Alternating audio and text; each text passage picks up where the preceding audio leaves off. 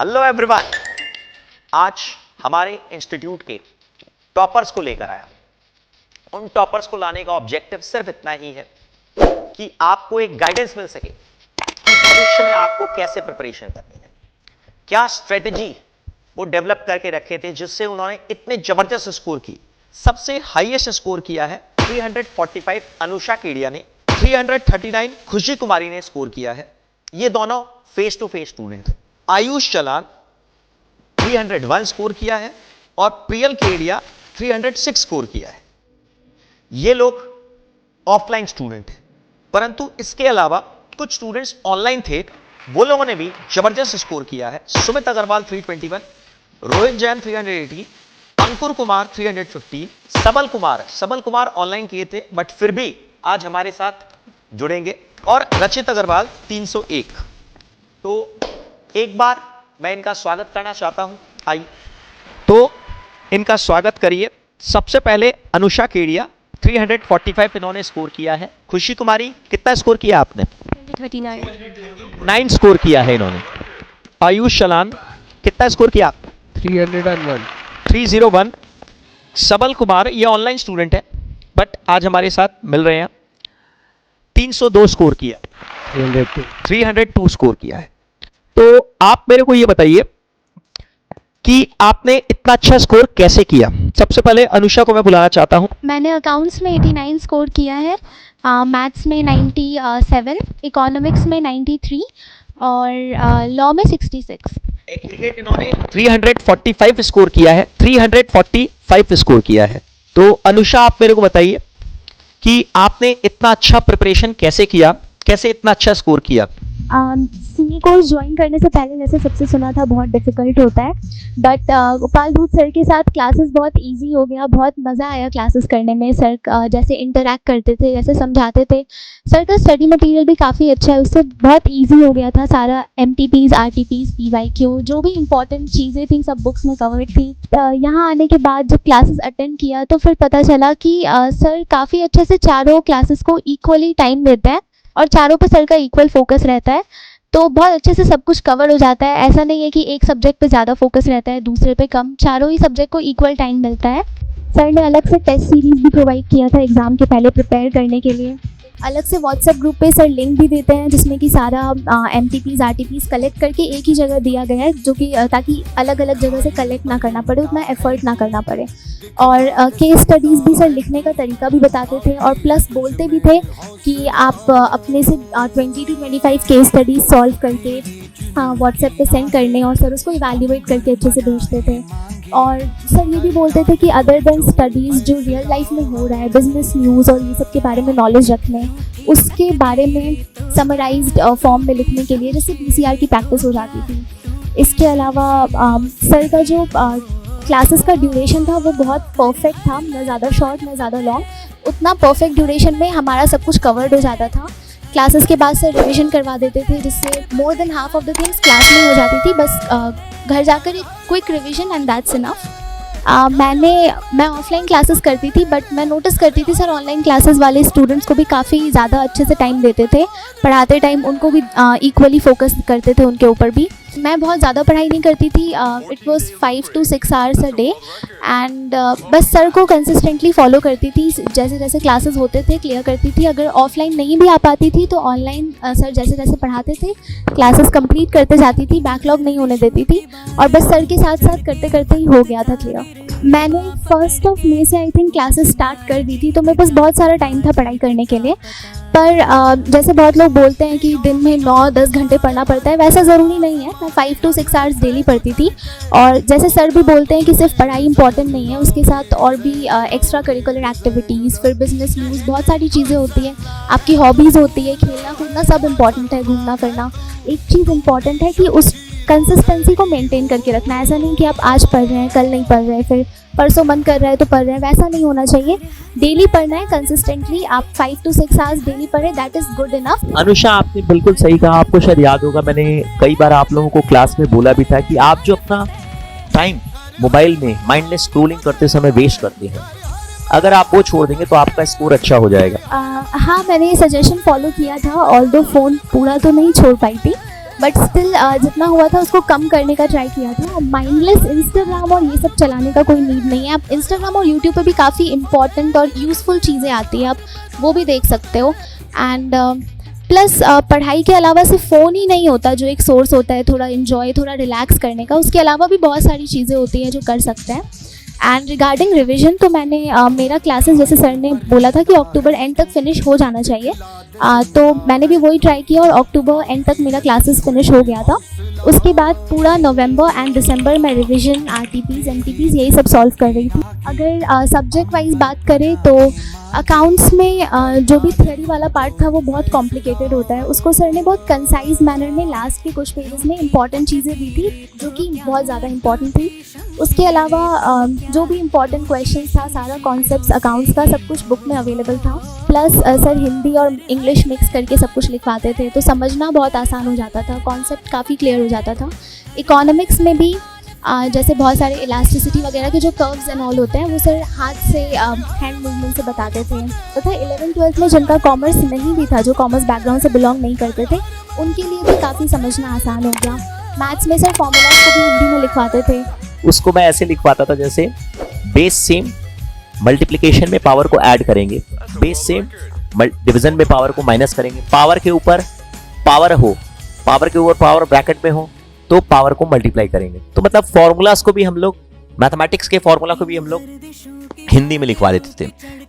Accounts में भी बहुत सारा ऐसा कॉन्सेप्ट्स होता था। आईसीआई का मैथ बहुत ज़्यादा कॉम्प्लिकेटेड है जिसको पढ़ के ऐसे एक बार में कुछ समझ नहीं आता, बट सर का बुक बहुत ज़्यादा कंसाइज फॉर्म में है, बहुत सिंपल लैंग्वेज में है। प्लस सर उसको और हिंदी इंग्लिश करके बता देते थे तो और ज़्यादा आसान हो जाता था समझने में। तो एक वो भी जो माइंडसेट होता है कि एक टीचर सारा सब्जेक्ट्स नहीं पढ़ा सकते, वो भी यहाँ आके आपका दूर हो जाएगा अगर आप यहाँ से क्लासेस करेंगे तो अब मैं बुलाना चाहूँगा खुशी कुमारी को। इन्होंने स्कोर किया है 339। तो खुशी, आप अपना स्कोर बताइएगा और आपका क्या सीए फाउंडेशन का जर्नी रहा, कैसा रहा आपका एक्सपीरियंस। वैसे मैं आपको बता दूं इन्होंने मैथ्स में कुछ एक्सेलेंट स्कोर किया है, ये अपने आप बोलेंगे कितना स्कोर किया है। 99 स्कोर किया है मैथमेटिक्स में और टोटल में 339। इकोनॉमिक्स का स्कोर भी एक बार बताइएगा, दैट इज एक्सेलेंट, बहुत ही जबरदस्त स्कोर। एक बार बताइएगा कितना स्कोर किया इकोनॉमिक्स में। 94 स्कोर किया है इकोनॉमिक्स में, दैट इज वंडरफुली एक्सेलेंट। तो बताइए जरा कि आपका कैसा एक्सपीरियंस रहा। First of all, I would like to thank Gopal sir for being my mentor during all the journey of CA Foundation. I came to know about Gopal boot classes from my elder brother. He passed out in December 2022 batch. He told me that if you want to study CA Foundation, go to Gopal boot classes. It is the best coaching faculty for CA Foundation. The way sir teaches and interacts with students is very unique. He not only focuses on good students, but also he pays equal attention to weak students. First, he interacts, he guides and tells the way how to tackle each and every problem. For example, in accounts, the way the questions are solved, all RTPs, MTPs, PYQs are found in the same book. So, no student has to go to different websites, go to other videos for the RTPs and MTPs. In law book, the provisions are given very correct. For every provision, there is a separate case study. He tries to give live examples so that each student can better understand the problems. In maths, every formulas are given, very concise book. And in economics also, sir tries to give the graphical presentation so that each and every student can understand the topics. My target for CA Foundation were approximately 300 marks. I know that I can do, but how the sir taught and how sir solves every question and how I appeared in exam, it exceeded my expectations, and that's why I scored 339 marks. As my friend Anusha told, then studying for hours and hours is not important. Studying for consistent and on daily basis is more important than studying for 10 hours or 12 hours. So what you have to do basically, study the concept, try to revise it, and afterwards if you have completed the chapters, try to give mock tests, which are very much provided in sir's book. So after giving mock tests and completing all the chapters, tries to solve the test series and do once more time the RTPs, MPs. That's how it helped me to excel in my exams. 75 videos of mentor guidance is given. It is approximately of 3 hours and 59 minutes. So if you have any question regarding anything, a short videos of 75 are provided, so it can help you in understanding the sir's course and subjects in the classes. तो now we invite सबल अग्रवाल 302 जो कि online में study किए but फिर भी 302 score किए। तो ऐसा मन में वहम मत रखिएगा कि ऑनलाइन के स्टूडेंट्स अच्छा स्कोर नहीं कर सकते हैं, ये सिर्फ आपके ऊपर डिपेंड करता है। तो सर का गाइडेंस की वजह से मैंने ऑनलाइन को किया। सर ने हर समय बोला कि क्लास को रेगुलरली करते रहने का, और 2 क्लास 3 क्लास जितना सर कराते थे करना, और बैकलॉग नहीं होने देने। और उसके बाद मॉक टेस्ट वगैरह सब बहुत हेल्प किया। लगभग मैंने किया। कॉन्सेप्ट तो एक क्लास में सर ही 2-3 बार करा देते थे। उसके बाद रिवीजन तो अक्टूबर में सर का सिलेबस में मैंने कंप्लीट किया। उसके बाद 2 महीना में 2 बार 3 बार रिवीजन किया। बाकी क्वेश्चन में शेडेड पार्ट जो रहता था सर के बुक में, एक शेडेड पार्ट टाइप का था, तो उसमें लॉ में, अकाउंट्स में, सभी में, तो लॉ अकाउंट सब में वो क्वेश्चन किया और अनशेडेड को अपने से किया सर के गाइडेंस से। सीए फाउंडेशन सर की क्लास को भैया ने बताया था मेरे, तो वहीं से मैंने क्लास किया। उसके बाद सर का गाइडेंस से हर रोज क्लास करते रहा। वो अक्टूबर तक क्लास खत्म होने के बाद 2 महीना सर का बार बार फ़ोन भी आता था, कैसा पढ़ाई चल रहा है, कैसा चल रहा है, या लॉ याद हुआ, उसको सब चीज़ सर बताते थे। और एक चीज़ सर हर समय बोलते थे लॉ में कि 20-25 केस स्टडी सर ने अपने से सॉल्व किया, बोलते थे बना के भेजो हमको, और सर चेक करके हम लोग को भेजते थे। और सर का स्टडी मैट जो मैथ और इको में जो MCQ था, PYQ, RTP, MTP, सर ने हेल्प किया पूरा। लगभग क्वेश्चन उसी से आया था। आपका स्कोर कितना आया इंडिविजुअल सब्जेक्ट वाइज भी बताइएगा please. Maths 85, economics 85, accounts 81 and law 51। Law में 51 और बाकी सब्जेक्ट्स में 80 के प्लस स्कोर किया, तो इतना अच्छा स्कोर कैसे कर लिया? लॉ के सब्जेक्ट्स में जो भी इंग्लिश में लिखा हुआ रहता था, क्योंकि हम लोग के लिए एक लॉ नया सब्जेक्ट था, तो उसका लैंग्वेज थोड़ा सा हार्ड था, तो उसको सर हिंदी में करवा के लिखाते थे, तो हिंदी याद हो जाता था, तो इंग्लिश को याद करने में थोड़ा आसानी होता था। आयुष चलान, आपने कितना स्कोर किया बताइएगा, और इंडिविजुअल सब्जेक्ट वाइज भी बताइएगा, और अपना एक्सपीरियंस भी बताइएगा। मेरा ओवरऑल स्कोर 301 था, एंड मेरा individual subject score accountancy it was 87, in maths it was 75, in eco it was 85 and in law it was 54। Sir जो है बहुत प्रैक्टिकल वे में पढ़ाते थे। स्पेशली मुझे पर्सनली लॉ में काफ़ी हेल्प हुई, क्योंकि मैं जो है लॉ में काफ़ी टेंस था फ्रॉम वेरी बिगिनिंग की लॉ कैसे कवर करूँगा, क्योंकि law was specially a new subject for me. And मैंने आज से पहले कभी लॉ, हम लोग जनरली CBSE या फिर किसी भी बोर्ड में लॉ नहीं पढ़ाया जाता, तो जो लॉ की लैंग्वेज थी सर वो पर्टिकुलरली क्लासेस में हिंदी एंड इंग्लिश दोनों में लिखवाते थे, तो वो जो डेफिनेशंस होती थी लॉ की वो कवर क्लासेस में ही हो जाती थी। एंड स्पेशली सर से मैं बहुत कुछ भी पर्सनल क्वेश्चंस, पर्सनल डाउट्स कुछ भी पूछता था, सर उसका रिप्लाई बहुत क्विकली करते थे, जिससे जो है मैं मुझे इधर उधर मटेरियल सर्च करना कुछ नहीं करना पड़ता था। एंड सर का जो टाइम ड्यूरेशन है पूरा CA फाउंडेशन के कोर्स का, वो एकदम परफेक्ट था। और स्पेशली सर ने जो सितंबर से टेस्ट सीरीज़ स्टार्ट की थी, उसके जो क्वेश्चंस थे वो सर जो है CA प्रोफेशनल से बनवाते थे, और उसकी चेकिंग भी CA प्रोफेशनल्स ही आउटसाइडर से करवाते थे, तो उससे एक हम लोग को क्लियर विजन मिलता था कि कैसे एग्ज़ाम को अप्रोच करना है, कैसे क्वेश्चन हैंडल करना है, कैसे टैकल करना है।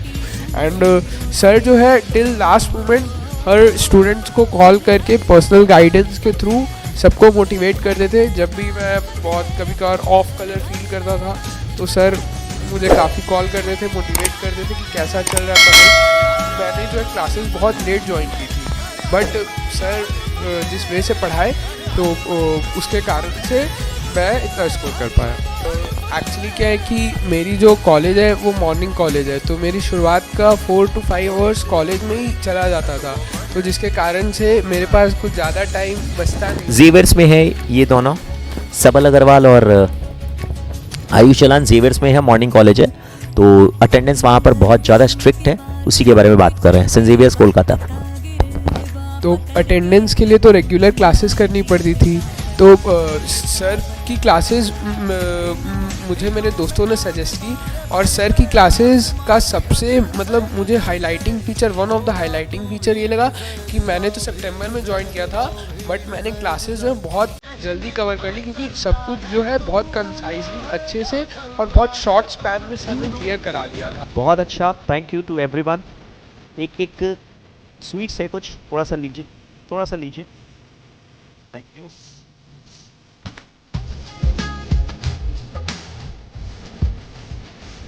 भाई, और इन लोगों को मैं खिलाता हूँ। ठीक, आइए इधर आइए। आइए।